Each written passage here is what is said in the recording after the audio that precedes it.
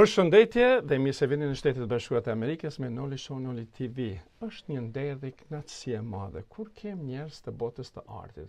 Kur njerëz enkas vinë dhe na vizitojnë në Shtetet e Bashkuara të Amerikës, por ju jepet hapësira që të bëjnë edhe promovimet e tyre që me vite ndoshta punojnë dhe vinë në vendin tonë në New York.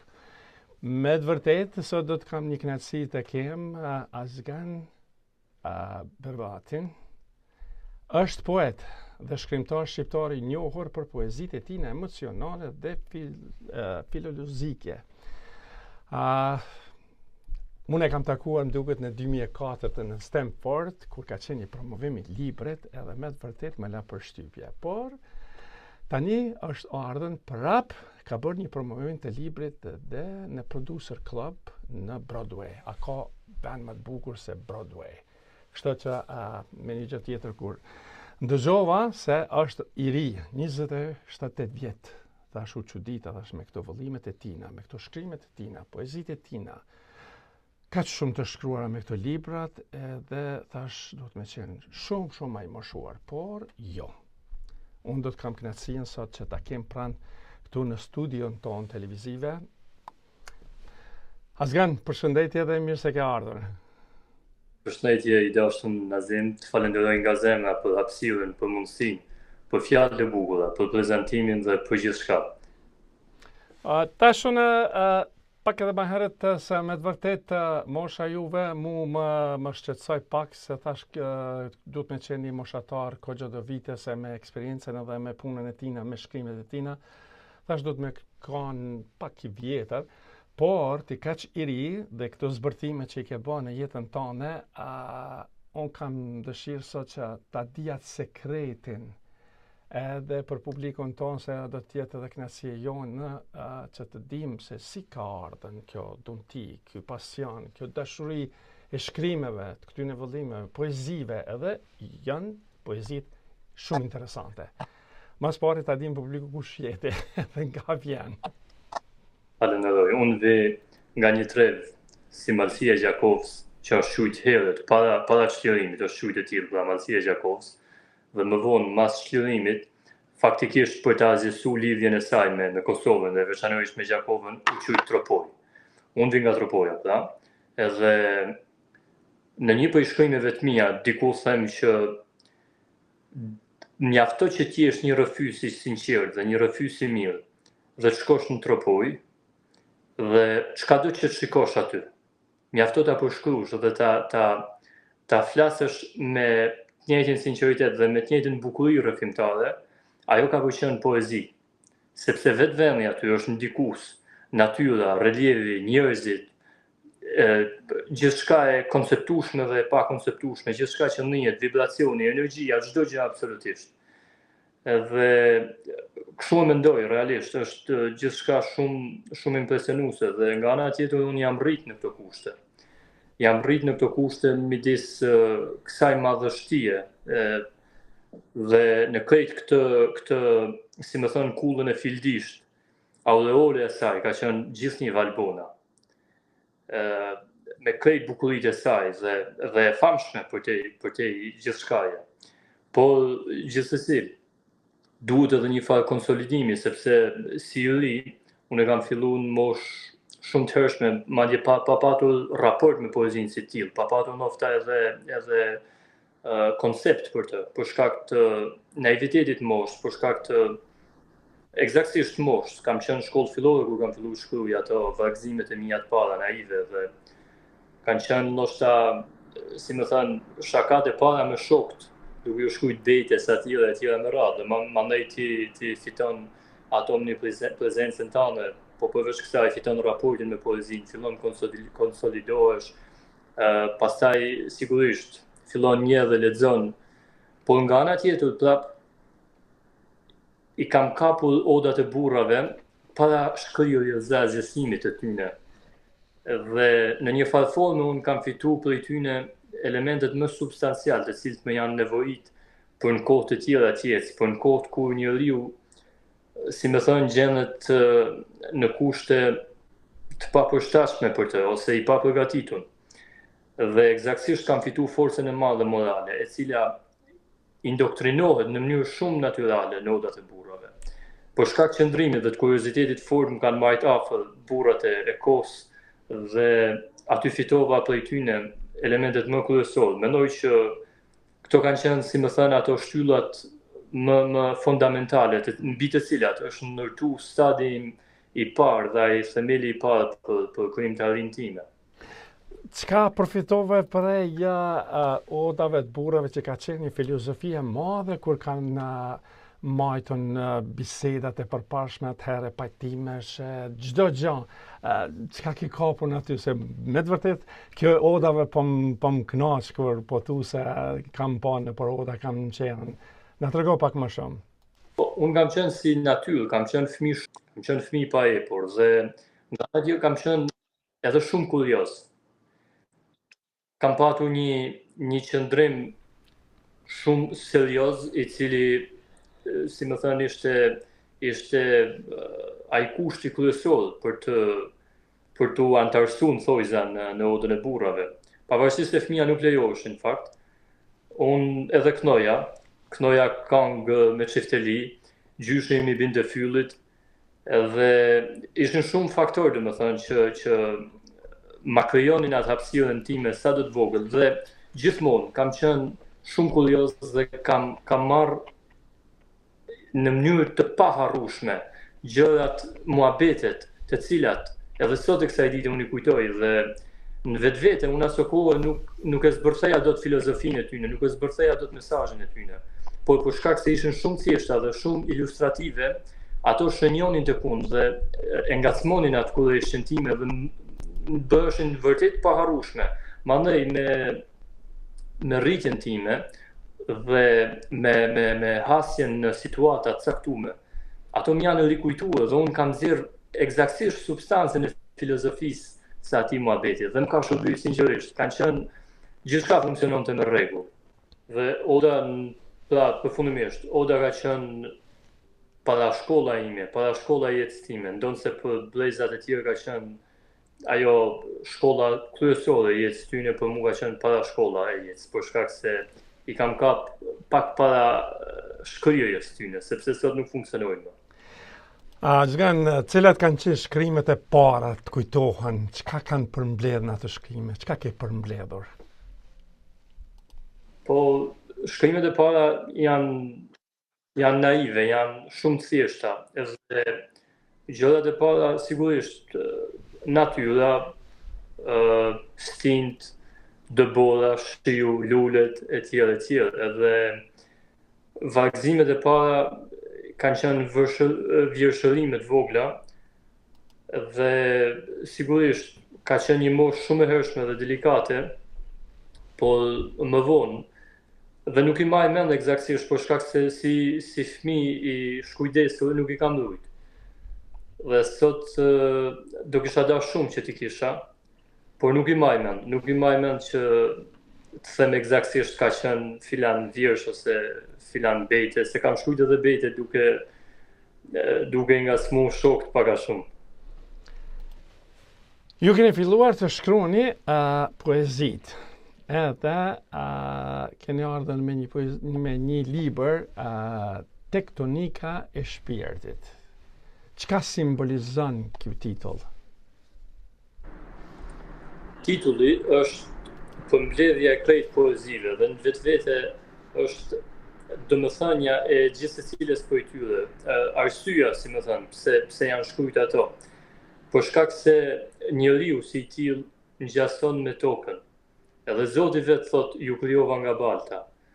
Në këtë kuptim, pra, nëse shohim materien, shpërndarjen e saj, 70% është masë e lëngët, parafërsisht, dhe 30% është masë e ngurë. Parafërsisht sërish e njëjta shpërndarje është edhe tek trupi njeriut, dhe si i tillë, çdo lloj rrethane në jetën e njeriut është ndikuese për njeriu, realitetet, njerëzit, çështje ndryshme, përditshmëria e tjerë, siç tek toka ku ndodh tërmeti ose lëvizja relative e pllakave tektonike të tokës, ku në kufit e tyre krijon ato divergjencat dhe prej lëkundjes tyne mandej formon edhe malet, lumenjt, liqenet, oqeanet, vulkanet e tillë me radhë. Edhe në miniaturë të njeriu formohen të gjitha këto. Njeriu i ngjason vulkanit, i ngjason qetësisë së liqenit, i ngjason egërësisë së dallëve të detit, i ngjason malit dhe krejt poezi që janë shkruajtur në atë libër janë të ndikuara nga realiteti. Dhe realiteti që po jetojmë faktikisht dhe po hir vërtet nuk është shumë i thjeshtë dhe shumë favorizues për bukurën, për poezinë dhe për artën si të tillë. Është një libër që ndikohet nga realiteti pra, por nuk i nënshtrohet atij. Madje ngrihet si kundërvënie e realitetit, mundohet për të shëruar kohët nga kontaminimi i tyre. Dhe duke qenë se ka ndodhur tronditje shpirtërore si në lëkundjen relative të pllakave tektonike të tokës, dhe andaj janë formuar lumeje liqene, tek njeriu janë formuar poezi tek unë këtë rast. Kjo është domethënia dhe shpjegimi i titullit për mbledhjen e poezive. Sa kanë qenë të interesuar i njerëzit që të lexojnë këtë librin tënd, edhe si është marrë kjo iniciativë që të vini në Shtetet Bashkuara të Amerikës dhe ta promovoni në vendin më të mirin këtu në New York? Është prit shumë mirë nga lexuesit, është prit shumë mirë nga ajo që mund quhet kritik letrare, sepse nuk ka kritik mirëfill sot. Është prit shumë mirë nga poetë dhe shkrimtarë ndryshëm, më kanë përgëzuar dhe kanë shkruajtur edhe vlerësimet e tyre gjithashtu. Sigurisht ardhja ime në Shtetet e Bashkuara të Amerikës ka qenë nuk ka patur kuptim pa librin me vete dhe pa takimin letrar, si më thënë. Dhe letërsia, unë e thash edhe takimi që kisha. Letërsia për ne shqiptarët është gati e shenjtë. Dhe raporti jonë me letërsinë, specifikisht me poezinë, është raport gjenetik. Për shkak se Shqipëria si ide, Shqipëria si vizion, është projektuar dhe është themeluar nga rilindjasit. Shqipëria si ide, po flasim si vizion. Dhe në këtë kuptim, sa herë që ne kemi të bëjmë me letërsinë si popull, ne nuk kemi bërë as më pak dhe as më shumë se sa jemi rikthyer tek gjenetika jonë. Në Shtetet e Bashkuara të Amerikës u prit jashtëzakonisht shumë mirë. Ajo që më gëzoi dhe më emocionoi në mënyrë të veçantë ishte se në atë takim morën pjesë shqiptarë nga pothuajse krejt trevat shqipfolse dhe në përftyrimin tim, secili prej njerëzve që ishin aty ravizuan dhe formësuan atë hartën e Shqipërisë tonë etnike. Dhe kur unë si autor i atij libri, si shkaktari i atij takimi, i asaj ngjarje, dhe duke marrë parasysh pra që shkaku i këtij takimi ishte libri im, për mua ishte shumë fish emocionuese. Shto mandej faktin që, siç e thatë ju, ishte në një prej vendeve më të mira të botës, ose në qendrën e botës që quhet Manhattani. Për mua është një nga takimet më të bukura të jetës. Ajo është vendi më i bukur se edhe është Broadway, aty me të vërtetë është në Producer Club vijnë shumë edhe filma të gjata, të shkurtë, promovime, lloj promovime, po unë duhet të jem falënderues si Fredit me të vërtetë që jep një hapësirë shqiptarëve tonë që vinë edhe promovojnë gjëra të bukura, kështu që është një privilegj i madh kështu. Sa ka ndikuar diaspora në krijimtarinë tuaj? Ndikimi i diasporës ka qenë, pra nuk ka qenë vetëm në një aspekt, si më thënë. E para njëherë, ndikimi i shqiptarëve në për diasporë, kudo, ka qenë i dhëmshur tek unë. Kanë patur ndikim të dhëmshur tek unë. Dhe ja pse unë thash më herët që u emocionova në mënyrë të veçantë për shkak se aty ishin shqiptarë nga krejt trevat. Ka qenë i dhimbshëm sepse unë i du shqiptarë në Shqipëri, edhe unë i du Shqipëri natyrale. Në këtë kuptim, edhe kur i rikthesh ose nëse i hap edhe i lexon poezitë e mia, e evidenton një gjë të tillë.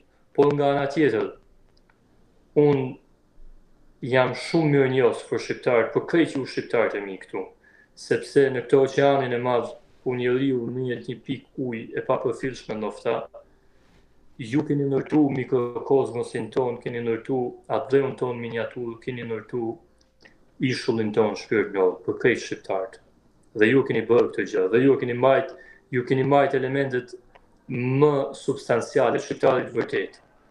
Me qenë se ju keni qenë në 2024 dhe si e shihni letërsinë shqiptare këtu në Shtetet Bashkuara të Amerikës? Letërsia në Shtetet e Bashkuara të Amerikës, mendoj që letërsia shqiptare në Shtetet e Bashkuara të Amerikës, mendoj që ka ecë shumë mirë dhe ka garantu atë suksesin një lloj, si kudo ku janë shqiptarët, dhe mendoj që suksesi i letërsisë si tillë është kur lexuesi interesohet për të, dhe pastaj ajo shkon te lexuesi në mënyrë natyrale, sigurisht.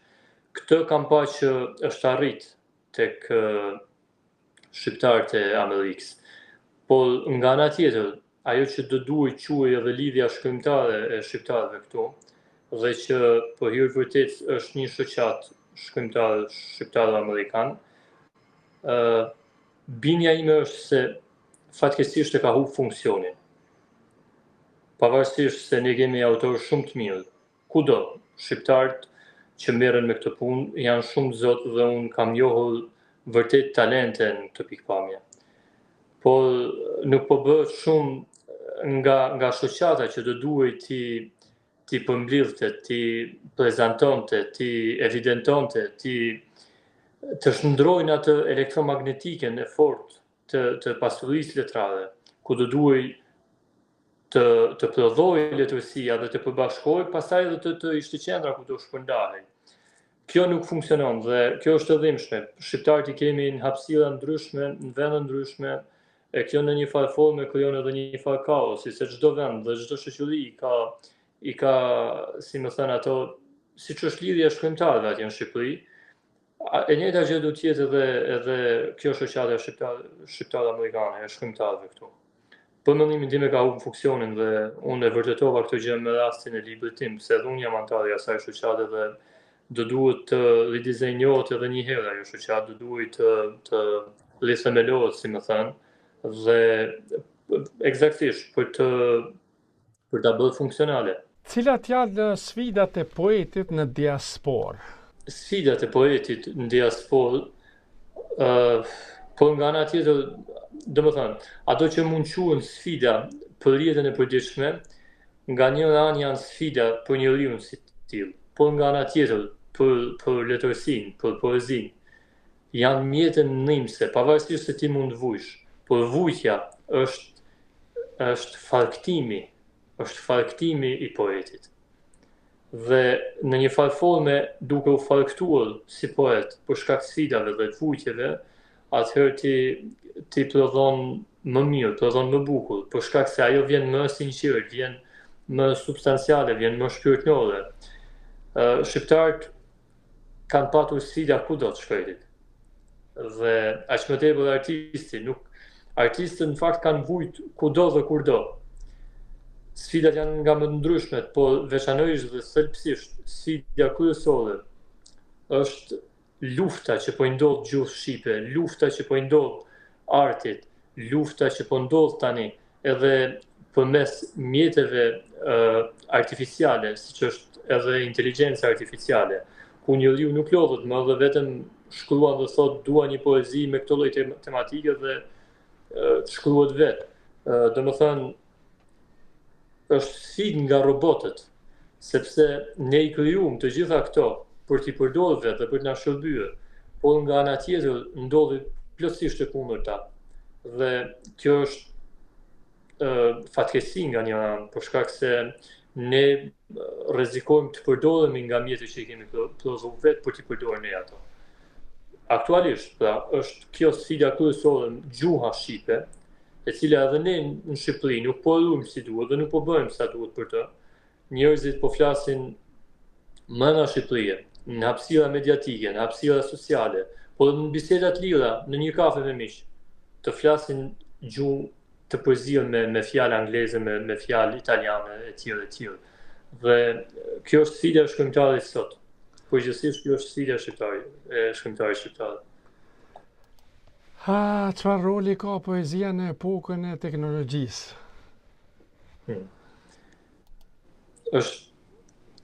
Poezia si e tillë ka një forcë të pakrahasueshme dhe e ka vërtetuar gjithmonë forcën e saj poezia. Ka ndryshuar kombe, ka ndryshuar njerëz, ka ndryshuar vende dhe në epokën e teknologjisë nga një anë të ndihmon, teknologjia është ndihmëse për poezinë për shkak se edhe të shkruarit, edhe të prezantuarit, edhe proklamata ndaj poezisë është më e lehtë sot se sa ka qenë dikur kur pritej dëpotohej një gazetë një herë në javë, për shembull, një gazetë kulturore ose një revistë një herë në muaj.